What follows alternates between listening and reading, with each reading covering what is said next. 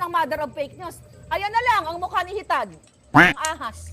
Mula sa guru-guru hanggang sa puro-puro. Sino kayo ang mother of fake news sa atin? Mula sa buntis ng 9 months hanggang sa buntis ng 3 years. Oh, mula sa 3 years pala. 3 years na buntis ang litrato, naging 1 year na lang. Oh, di ba? Tangin na ninyo. Oh, yan, ipaporensik ninyo kung sino nag-edit niyan. Yan, tangin na nyo, ginagamit yung pera ng bayan para dyan sa before pison, after pison. Oh, grabe ito si Maharlika, no? Malaki talagang galit niya kay First Lady Lisa Marcos. Nandadaya ka raw, First Lady Lisa Marcos. Pero may si Maharlika, siguro malakas talaga loob nito dahil yung sinasabi niyang puting ahas ay talagang matindi. Matindi yung puting ahas niya. Kasi kung itong si Maharlika, kasi kung fake news tong mga pinapalabas niya, bakit hindi kaya ng Pangulo natin na patahimikin yan? O bakit hindi kaya? Sasabihin nila, kinasuhan ng ganito. Anong nangyari? Walay. Ilang taon na yan si Maharlika. Andyan nag-iingay pa rin. Ibig sabihin lang yan, malakas ang loob ni Maharlika dahil baka naman may mga hawak siyang alas laban dun sa mga binabanatan niya. Kasi siyempre akalain mo naman ang binabanatan niya, First Lady Lisa Marcos. Tapos siyempre si PBBM, Pangulo. Hindi siya kayang patahimikin. Ang talang yung iba kayang-kaya. Dito, di ba tapos si Maharlika may mga pinapakitang mga ebidensya di umano.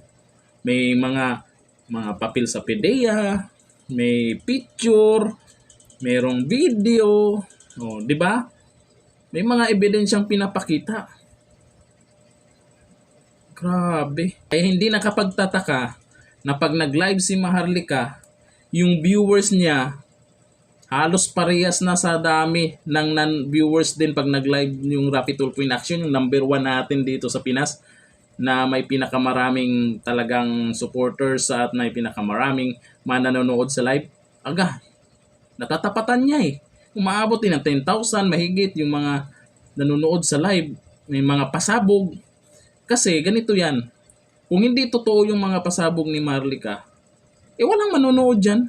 Sa tagal na niyang bumabanat dyan, sa tagal na niyang may mga pasabog na paulit-ulit yung iba, tapos may panibagong pasabog. Kung hindi totoo, bakit may bumabalik palagi?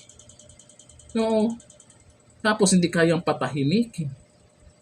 Kaya siguro, yung sabi ng iba na hindi totoo yan, ganito, siguro hindi sila sangayon doon sa pasabog ni Maharlika or baka manok nila ang binabanatan ni Maharlika. Baka ganun siguro.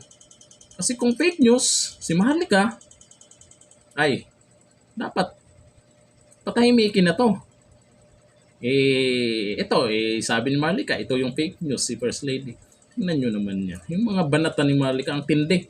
Walang ibang vlogger na nakakagawa niyan. Walang ibang vlogger na nakakagawa niyan. Kaya, inaabangan natin yung mapasabog niya kung ano yung mga ebidensya. Ano lang yun. Naniniwala ba kayo dito sa mga, sabi nila, Maharlika daw. Bakit pinapanood pa rin siya, no? Bakit pinapanood pa rin siya ng mas nakakarami? Anong meron kay Maharlika? Dito na lang. Thank you. Bye-bye.